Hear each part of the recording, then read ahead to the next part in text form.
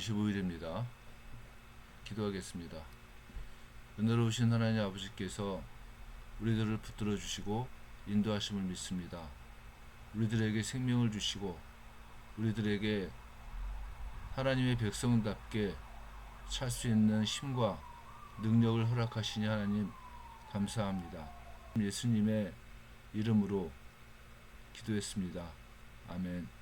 우리는 요한복음 6장을 통해서 오병이어의 기적과 함께 시작된 유대인들과 예수님과의 논쟁을 통해서 예수님께서는 이 땅을 구원하시기 위해서 하늘에서 내려온 떡과 음료이시고 또한 하늘에서 온 떡과 음료인 예수님을 믿음으로 영생함을 얻는다고 이야기를 했습니다. 마태복음과 마가복음에서는 오병이어의 기적 이후에 예수님의 행적을 이야기를 합니다.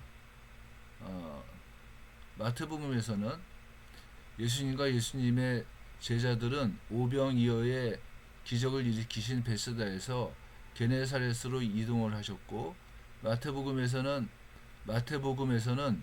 그 근방에 두루 통제하여 모든 병자를 예수께 데리고 와서 다만 예수의 옷자락이라도 손을 대게 하시기를 간구했다고 하는 이야기를 전해 주었습니다. 이 사람들은 예수님을 간절히 소망했고 또 각자의 문제를 해결할 수 있는 구세주로 생각을 했을 겁니다. 마태복음과 마가복음에 예루살렘에서 온 바리새인들과 서기관들을 이야기합니다. 이들은 예수님의 제자들이 씻지 아니한 손으로 떡을 먹는 것을 보면서 정결의 문제를 제기를 했습니다. 유대인의 전통에서는 손을 씻지 않고 떡을 먹는 것을 금했습니다. 마가복음에서는 바리새인들과 모든 유대인들은 장로들의 전통을 지켜 손을 잘 씻지 않고서는 음식을 먹지도 아니하며 또 시장에서 돌아와서도 물을 뿌리지 않고서는 먹지 아니하며 그 외에도 여러 가지를 지켜 오는 것이 있으니 잔과 주발과 놋그릇을 씻음이러라. 이렇게 유대인들의 전통을 이야기를 하고 있습니다. 우리가 성경을 볼 때 괄호로 쳐 있는 것은 어떤 중요한 사본에는 없다고 하는 표이기도 합니다. 이 이야기를 마가가 하는 이유는 바리새인들과 서기관들의 그 질문의 이유가 무엇인가를 설명하기 위한 배려로 보입니다. 바리새인들과 서기관들은 어찌하여 당신의 제자들은 장로들의 전통을 준행하지 아니하고 부정한 손으로 떡을 먹나이까라고 질문을 합니다. 예수님께서는 가타부타한 얘기를 하시는 것이 아니고 질문을 하시는데, 너희는 어찌하여 너희의 전통으로 하나님의 계명을 범하느냐, 이렇게 말씀을 하십니다.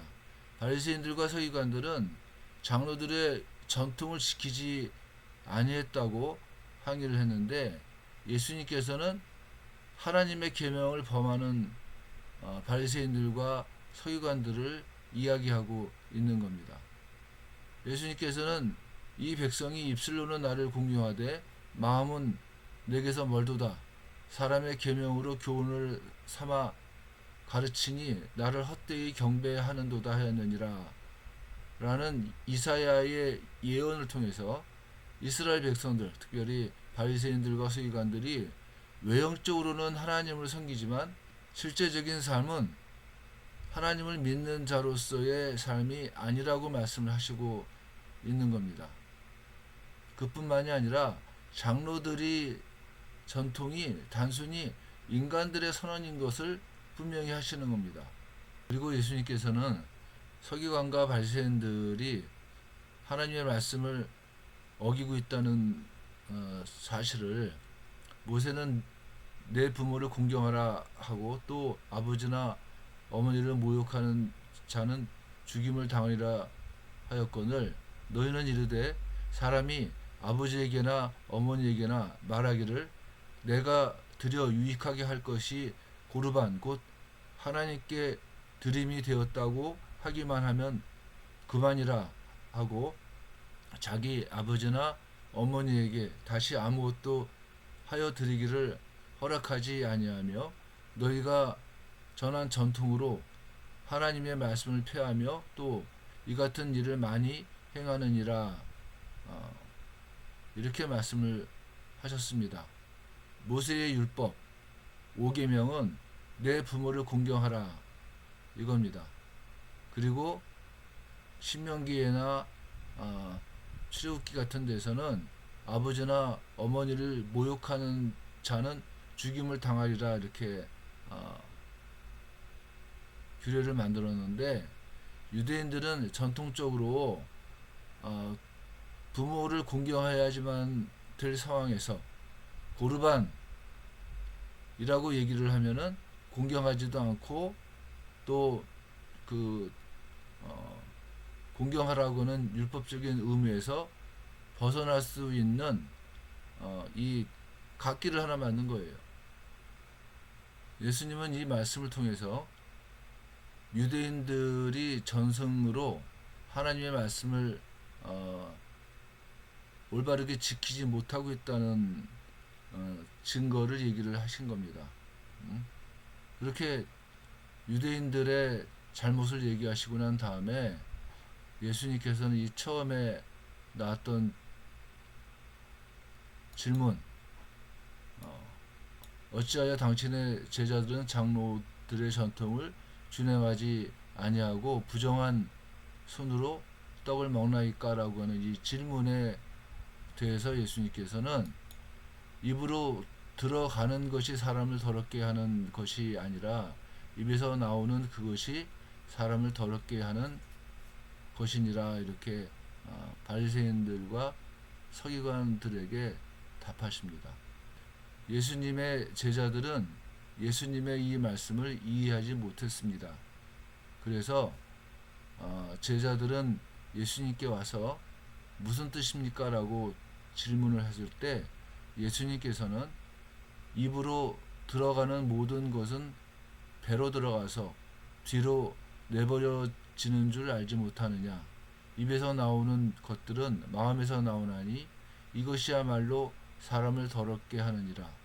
마음에서 나오는 것은 악한 생각과 살인과 간음과 음란과 도적질과 거짓 증언과 비방이니 이런 것들이 사람을 더럽게 하는 것이요 씻지 않은 손으로 먹는 것은 사람을 더럽게 하지 못하느니라.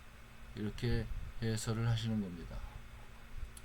유대인들은 모세의 율법을 지키기 위해서 수백 년 동안 전승을 만들었는데 그 대부분은 다 왜곡된 것이었습니다. 신학적으로는 율법에 울타리를 세웠다 이렇게 얘기를 합니다. 그리고 그 울타리를 지키기 위해서 그 울타리 안에 있는 본질을 이해하지 못했다는 겁니다. 그리고 유대인들은 예수님 당시나 지금도 자신들이 만든 그 전승이 맞다고 얘기를 하면서 지키려고 노력을 합니다. 그러나 예수님께서는 그들은 맹인이 되어 맹인을 인도하는 자로다. 만일 맹인이 맹인을 인도하면 둘이 다 구덩이에 빠지리라. 이렇게 말씀하시면서 그때 당시에 바리새인들과 서기관들을 맹인이라고 말씀을 하십니다. 이런 자들에게 예수님은 하나님의 말씀의 본질을 이야기하시지만 이들은 예수님의 말씀을 이해할 수가 없는 사람들입니다.